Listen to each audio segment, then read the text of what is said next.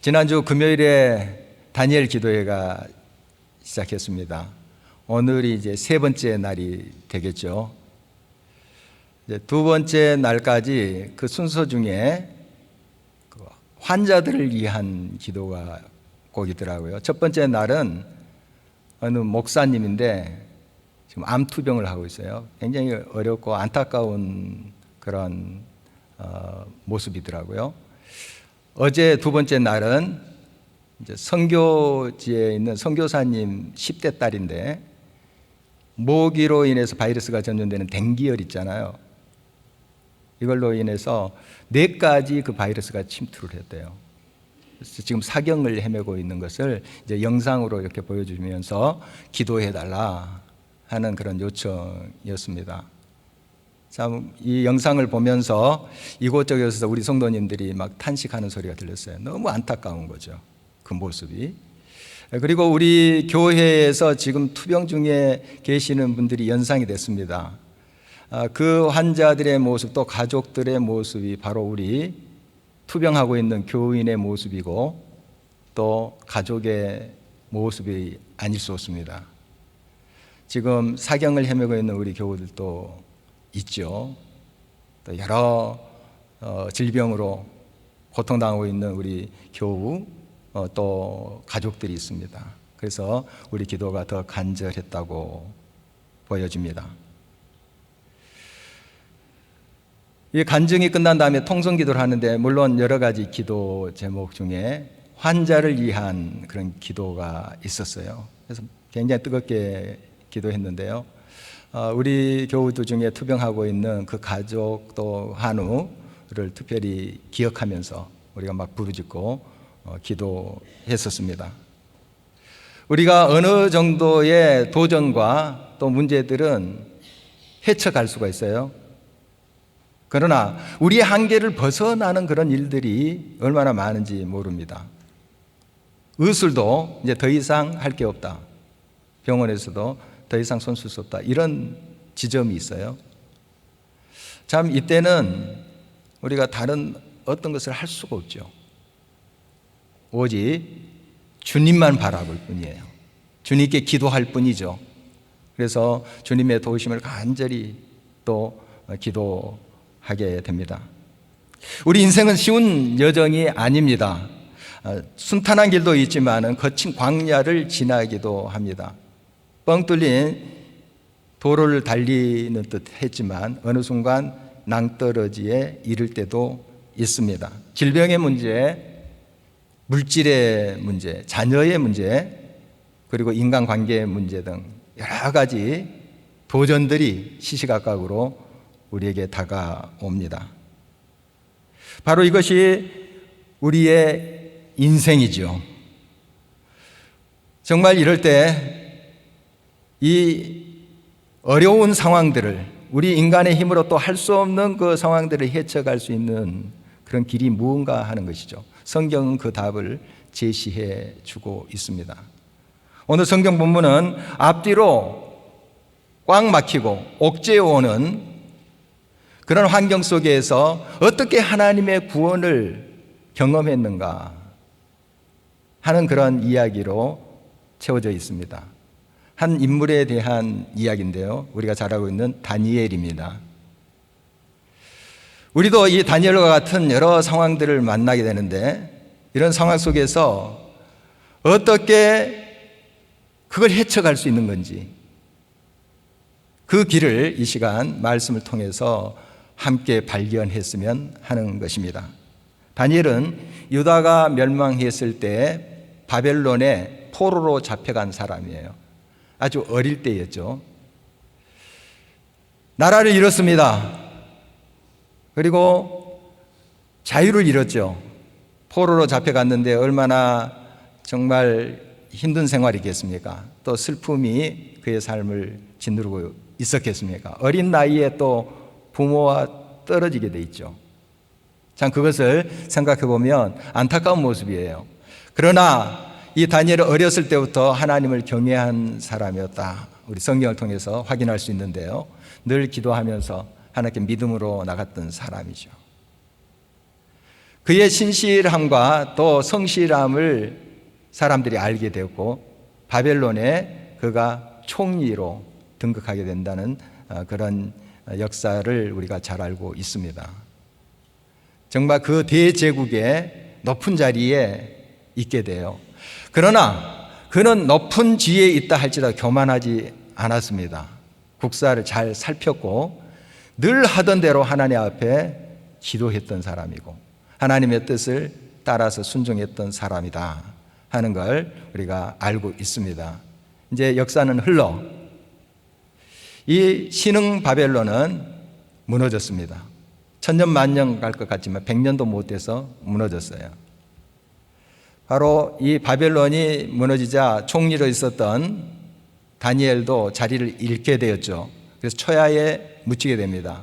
사람들이 이제 알아주지 않죠. 그러나 그 초야에 묻혀 있을 때에도 그는 여전히 하나님 앞에 나가서 기도하고 신실하게 하나님을 찾고 믿음으로 살았던 사람이었습니다. 이제 나라가 바뀌고 정권이 바뀌었습니다. 메데-바사라는 그런 제국이 들어서게 됐죠. 오늘 본문의 말씀은 메데-바사의 다리오라는 왕이 통치했을 때 있었던 이야기죠. 이제 다리오가 여러 나라들을 통치하는 제국의 왕인데 얼마나 다양하겠습니까? 여러 족속들이 언어도 다르고 또 문화도 다르고 주장하는 것도 다르고 이것을 하나로 엮어간다는 게 쉬운 일이 아니에요. 여러 훌륭한 신하들이 있었겠지만 그러나 참 아쉬움이 많았습니다. 어디에 좀 훌륭한 인물이 없을까? 참 어수선하고 지금 무질서한데 이 나라를 잘 엮어갈 수 있는 그런 훌륭한 인재는 없는가 찾았습니다. 어떤 사람이 다니엘을 추천합니다. 바벨론 제국인데 거기에 총리한 사람이 있습니다. 다니엘이라는 사람인데 유다 사람입니다. 그러나 그는 신실하게 성실하게 나라를 살펴서 정말 공헌했던 그런 사람입니다. 추천이 들어온 거죠. 그 사람을 부르라 했어요. 다니엘이 왕 앞에 갔습니다. 진짜 자기에게 있는 자리에서 또 최선을 다합니다. 성실 다해요. 인정을 받게 되죠. 그래서 그 메데-바사의 총리로 또 서게 됩니다. 대제국이기 때문에 총리가 3명이에요. 3명인데 성경을 보면 이 다니엘은 마음이 민첩했다 이렇게 기록되어 있습니다. 그리고 나라와 왕을 위해서 충성되이 해서 아무것도 그릇됨이 없었다 이렇게 기록이 되어 있습니다. 마음이 민첩했다는 것은 지혜와 총명이 남달랐다 하는 것입니다. 사리 판단이 분명했고 무엇이 옳고 그름을 잘 알았던 것이죠. 그리고 어떤 일에 대해서 잘 그 일의 속성을 꿰뚫어 봤던 것이죠. 일을 잘했다는 것이죠. 그리고 어떤 도덕적인 결함도 없고 뇌물을 받았다거나 또한 부정 축제를 했다거나 그런 일이 없었습니다. 다 인정을 할 수밖에 없었어요. 왕도 보니까 신실한 사람이에요. 그래서 그를 세 총리 중에 으뜸 총리로 세웁니다. 왕 다음의 자리죠. 자, 그런데 이를 시기한 사람들이 있었습니다. 지금 메대 족속들 그 바사 페르시아죠. 이런 출신들이 각각 요직을 차지하고 있었어요. 그들이 힘이 있으니까. 그런데 이 다니엘은 저 멸망한 나라, 작은 나라 유다 출신이에요. 노예로 잡혀왔던 사람이에요. 출신이 그래요. 물론 바벨론의 총리를 역임했지만 그러나 자기들을 제치고 이 다니엘이 으뜸 총리가 된다는데 굉장히 불만이 있었어요. 용납할 수가 없었어요. 그래서 그것이 미움이 되죠. 이제 급기야 이 다니엘을 제거하려고 합니다. 가진 궁리를 하죠. 도덕적으로 흠을 잡으려 했더니 없어요. 먼지 털어도 안 나와요. 국사도 잘 살펴요. 흠 잡을 데가 없어요. 그런데 한 가지가 있어요. 그들이 딱 착안했던 게 종교 문제예요. 종교 문제. 이 다니엘은 하나님 앞에 날마다 기도하는데 하루에 3번씩 기도했다고 했습니다. 철저히 기도의 사람이죠. 그가 초야에 묻혔던 높은 지에 있었던 그의 모습은 한결같아요. 하나님을 향해서 신실하게 나갔던 사람이에요. 주변의 사람들이 알고 있었어요. 이걸 걸고 넘어지자 했어요. 그래서 그들이 계략을 짜는데 왕으로부터 이러한 조서를 내리기를 요청한 거예요. 왕이시여, 지금 이 나라가 지금 여러 족속들이 합쳐져서 어수선한데 왕권을 강화시켜야 됩니다. 왕 중심으로 정리되게 그렇게 만드셔야 됩니다. 그러기 위해서는 30일 동안 왕 외에 다른 신이나 어떤 다른 대상에게 기도하는 것을 금하십시오. 왕에게만 기도하고 왕을 신처럼 떠받들고 이렇게 하셔야 됩니다. 30일 동안 그렇게 해보십시오. 그리고 이에 불복종하는 자들은 사자굴에 던지십시오. 왕이 들어보니까 괜찮아요. 괜찮습니다. 듣기 좋아요. 듣기 좋습니다.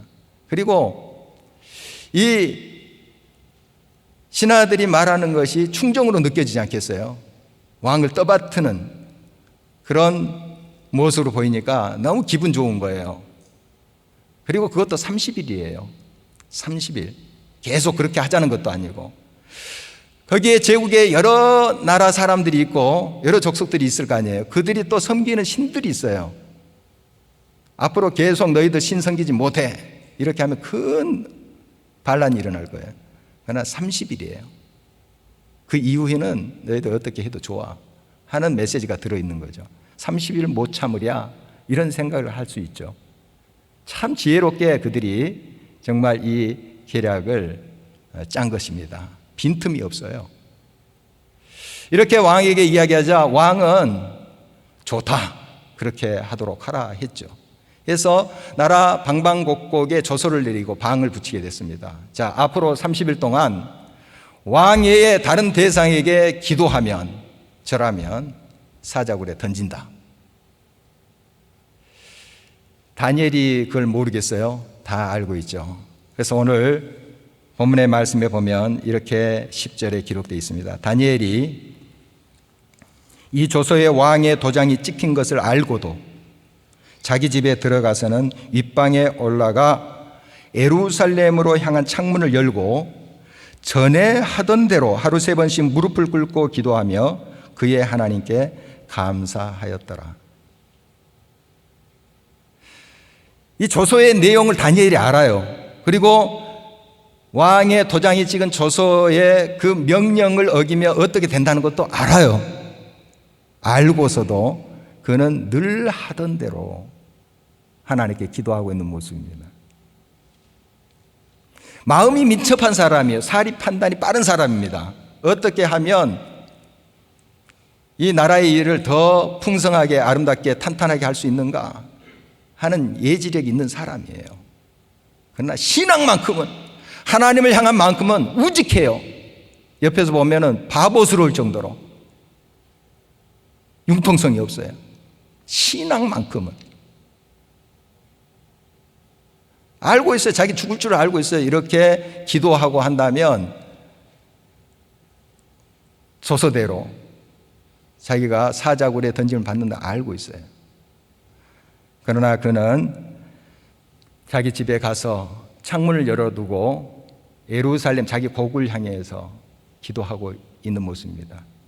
이거 뭔가 하면 예루살렘에는 물론 무너졌지만 하나님의 성전이 있는 곳이에요. 하나님을 향해서 기도했다는 뜻입니다.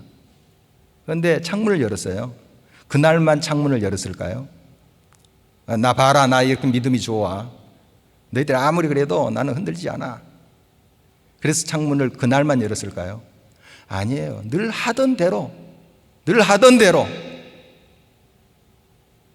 주변의 환경이 어떻든 지금 상황이 어떻든 늘 하던 대로 하나님 앞에 신실하게 나가는 이 다니엘의 모습을 우리가 볼 수 있습니다. 그가 이 기도를 드릴 때 그 기도의 내용이 뭐냐 하면 오늘 말씀해 보니까 감사해요. 이 상황에 감사해요.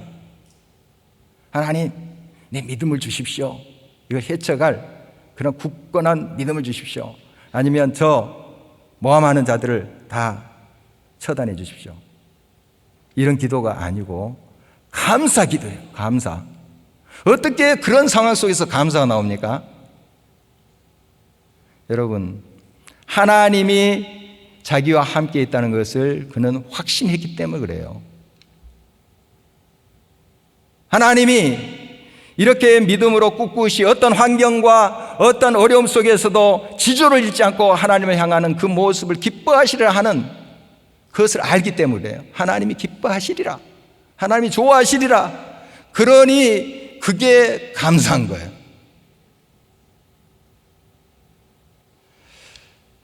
여러분의 삶을 한번 살펴보시기 바랍니다. 어떤 도전이 있습니까? 어떤 어려움이 있습니까? 어떻게 반응하고 있나요? 진정 감사드리고 있나요? 어떤 환경 속에서도 하나님은 여러분과 임마누엘 함께 하신 분이십니다. 여러분의 삶의 목적이 되고 전부가 되시는 분이세요. 여러분의 구원자가 되시는 분이세요. 여러분이 하나님을 신실히 섬기고 나갈 때 하나님 그걸 기뻐하세요. 그걸 아는 사람은 어떠한 상황 속에서도 감사드려요. 감사합니다. 찬송합니다. 여러분의 삶 속에 찬송이 사라졌습니까? 감사가 사라졌습니까? 다시 한번 그 믿음을 회복하시기 바랍니다. 정말 지금 죽음 앞에 다다른 단일 아닙니까? 알아요. 그렇지만 감사드려요. 여러분, 어떠한 형편, 어떠한 상황 속에서도 진정 하나님이 여러분의 감사의 조건이 되십니다. 여러분의 삶의 기쁨의 원인이 되십니다. 모든 행복의 조건이 되십니다. 그 하나님을 꼭 붙잡고 믿음으로 나아가기를 간절히 바라는 것입니다. 여러분, 미련하게 보일지라도 신앙만큼은 타협할 수가 없는 것입니다. 진리는 타협할 때 벌써 진리가 아닌 것이죠. 다른 여러 방법적인 문제들, 여러 또한 규칙들, 그건 또 타협할 수 있겠어요? 양보할 수도 있겠습니다. 그러나 신앙만큼은, 하나님을 향한 이 믿음만큼은 타협해서는 안 됩니다. 여러분, 끝까지 이 신앙을 가지고 어떤 상황 가운데서 흔들림 없이 앞으로 묵묵히 나가야 될 것입니다. 우리가 또 많이 들었던 폴리갑이라는 초대교회 교부가 있습니다. 사도 요한의 직제자죠. 사도 요한은 에베소 감독을 하고 있었습니다. 지금 터키 서부 쪽이죠. 바로 인근에 서머라는 곳이 있어요. 서머나 교회의 감독이 누구냐면 폴리갑이었어요. 요한의 직제자이기도 하고요. 이 폴리갑, 그가 이제 86세가 됐는데 많은 회유를 했습니다. 그 당시 로마 통치이기 때문에 시저, 황제가 신이다 이렇게 외치겠어요. 황제를 신성시했죠. 그러나 크리스찬들이 거기에 타협할 수 없죠. 다른 것은 다 순복할 수 있습니다. 세금 내는 거 다 성실하게 우리 크리스찬들이 솔선수범해서 세금 내기도 했었어요. 그런데 이 신앙만큼은 타협할 수가 없었어요. 어떻게 황제가 신입니까? 하나님이 유일하신 하나님이신데. 그래서 그렇게 크리스찬들은 고백하지 않았습니다. 그것 때문에 많은 사람들이 순교를 당했습니다. 역시 폴리갑도 그런 해유를 받게 되는데, 내가 입술만이라도, 마음은 그렇지 않더라도 입술만이라도 예수를 저주해라. 나 예수 안 믿는다. 마음으로 믿어도 좋다. 입술로, 그냥 말로 예수 나 안 믿는다, 예수 없다, 이렇게 하라는 거예요. 그러면 살려주겠다는데 이런 말을 했다지 않습니까? 이 80평생에 우리 예수님께서, 주님께서 나를 한 번도 모른다 하지 아니하셨는데, 나에게 신실한 사랑을 베푸셨는데 내가 그 예수를 어떻게 부인할 수 있겠는가? 모른다 하겠는가? 화영장으로 가서 또 순교를 당하는 모습 우리가 잘 알고 있습니다. 여러분, 지금 다니엘은 바벨론 제국을 거쳤죠. 지금 나이가 지긋이 든 노인이 되어 있는 상태예요. 이제껏 하나님께서 나를 이끌어 주시고 정말 멸망당한 그 작은 나라 유다의 노예로 끌려와서 바벨론의 또 총리까지 하게 하시고, 부족하지만 나를 통해서 많은 사람들이 행복하다고 하니 얼마나 감사한 일인가. 그리고 이 나이에 들어서 지긋이 지금 노인된 이 상태에서도 하나님은 나와 함께 하시는데 이 자리에서 내가 하나님을 부인할 수 있겠는가? 하나님과 만남을 내가 포기할 수 있겠는가 하는 것이죠. 그래서 이제껏 지켜주신 그 하나님의 은혜, 하나님께서 함께 해주심에 대해서 감사드리면서 나아가는 우리 다니엘의 모습 능히 상상해 볼 수가 있겠습니다. 대적들의 주도 면밀하고 치밀한 계획들, 이것에 그냥 걸려들었습니다. 이 다니엘은 알고도 걸려든 거예요. 알고도 그 덫에 걸려든 것입니다. 그런데 모르고 그 덫에 걸린 사람이 있어요. 누구냐 하면 다리오 왕이에요. 다리오는 지금 다니엘을 모함한 사람들이 그들이 가졌던 그 계략을 알지 못했습니다. 처음에 알지 못했어요. 그냥 와서 왕에게 다 온 백성들이 기도하게 이렇게 하면 참 좋겠습니다. 그들의 순수한 열정으로만 알고 있었어요. 그런데 그들이 지금 왕까지 농락하고 있는 것입니다. 왕도 속아 넘어간 거예요, 사실. 정말 이럴 정도로 악랄하게 그들이 계략을 짰습니다. 치밀해. 왕도 빠져나올 수가 없을 정도로 그렇게 해버린 거예요. 그래서 왕이 칙령을 발표했잖아요. 그러면 이걸 거둬들일 수 없습니다. 온 백성들이 다 아는데 그걸 거둬들이면 그 다음에 왕의 영이 서겠습니까? 또 번복할 것인데 하면서 왕의 명령에 따르지 않아요. 그걸 알고 있습니다. 지금 그 조서를 거둬들일 수가 없어요. 그대로 시행해야 돼요. 내가 걸려 들었구나 이놈들. 하지만 어쩔 수가 없어요. 어쩔 수가 없습니다. 속수무책이에요. 그래서 이 왕은 그 조서에 쓰인 대로 명령을 합니다. 다니엘을 저 사자굴에 던지라. 던지기 전에 이러한 말을 하고 있습니다. 내가 항상 섬기는 너의 하나님이 너를 구원하시리라. 사자굴에 던지기 전에 이런 말을 왕이 다니엘에게 하고 있는 거예요. 네가 항상 섬기는 너의 하나님이 너를 구원하시리라. 하나님을 믿는 그 믿음이 커서 이런 말을 했을까요? 이 다리오 왕은 이방신을 섬기는 사람이에요. 하나님을 믿는 사람이 아닙니다. 바람이에요. 바람. 내가 그렇게 하나님이 살아계신다고 믿는다면 그 하나님이 좀 구원해 줬으면 좋겠다. 이런 진심이죠, 진심. 어떤 확신을 가지고 이야기한 것이 아니라 자기 마음의 진심을 이야기하는 거예요. 다름 아닌 이것은 또 기도이기도 합니다. 사실 정말 그가 하나님을 잘 믿고 의지하고 그런 사람은 아니지만 이 진심은 하나님을 향한 것이기도 해요. 여러분, 이제 여러 교우들과 또 주변 사람들이 어려운 일을 당했을 때, 또 가족을 잃었을 때나 이런 상황에서 이제 조문을 가게 되죠. 할 때 마땅히 할 말이 많이 없습니다. 뭐 위로를 받으세요. 하나님의 평안이 있기를 바랍니다. 이게 굉장히 공허한 소리로 들릴 수 있거든요. 그냥 그래서 그 말하는 것이 참 쉽지 않아요. 어떨 때는 그냥 손만 꼭 잡고 그냥 내 마음의 슬픔과 그 동감을 같이 나눌 뿐이죠. 때로는 이제 간단하게 주님의 이루와 함께 하시길 바랍니다. 이렇게 하죠.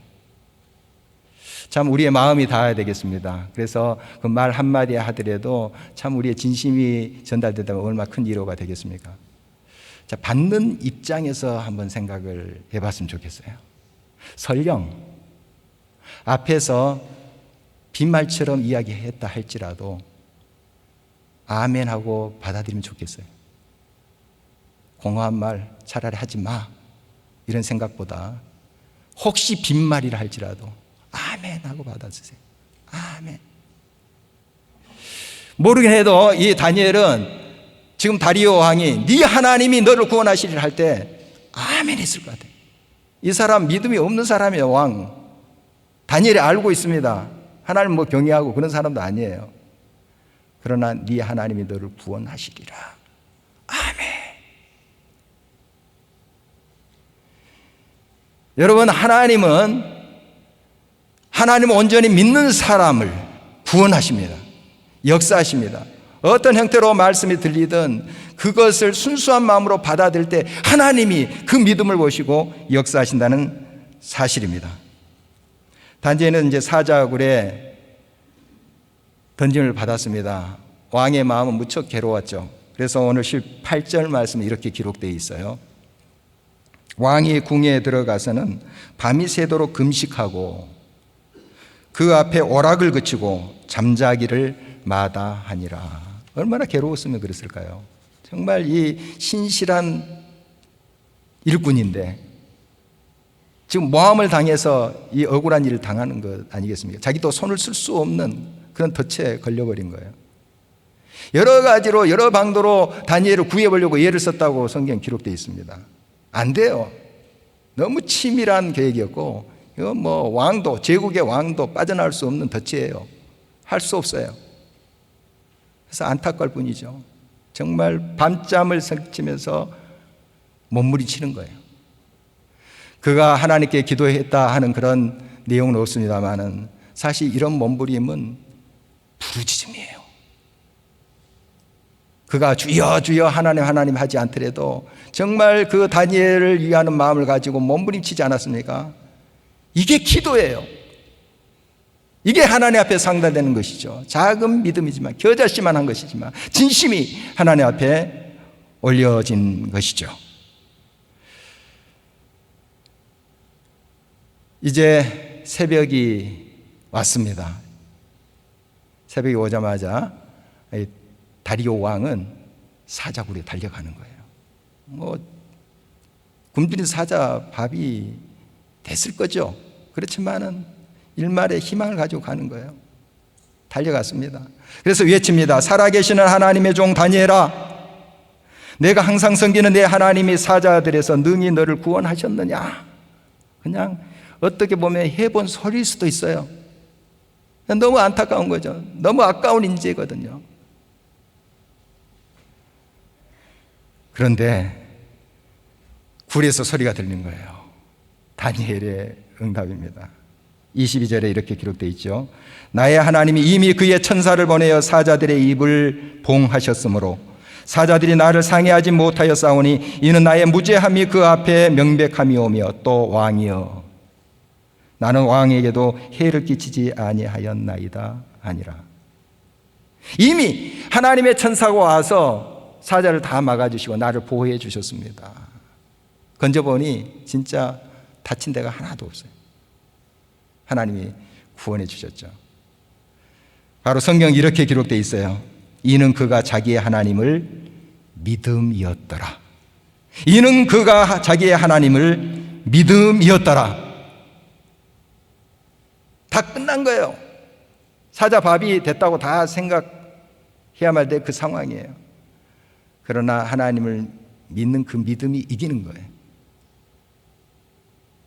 여러분 끝까지 하나님을 신뢰하시기 바랍니다. 우리 인간의 끝은 하나님의 시작이에요. 하나님이 일하십니다. 사방으로 우겨싸움을 당하고 사방으로 옥죄임을 당한다 할지라도 하나님은 구원의 손길로 우리를 건지시는 분이세요.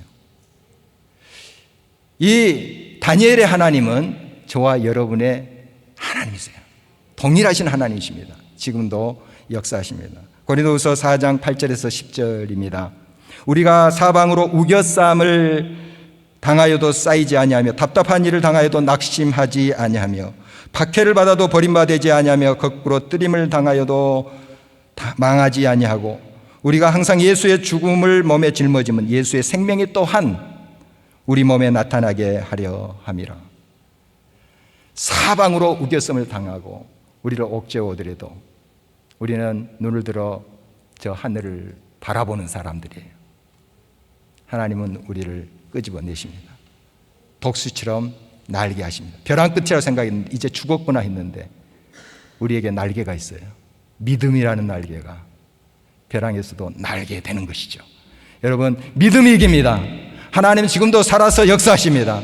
여러분의 삶의 모든 순간 속에서 하나님은 구원자가 되십니다.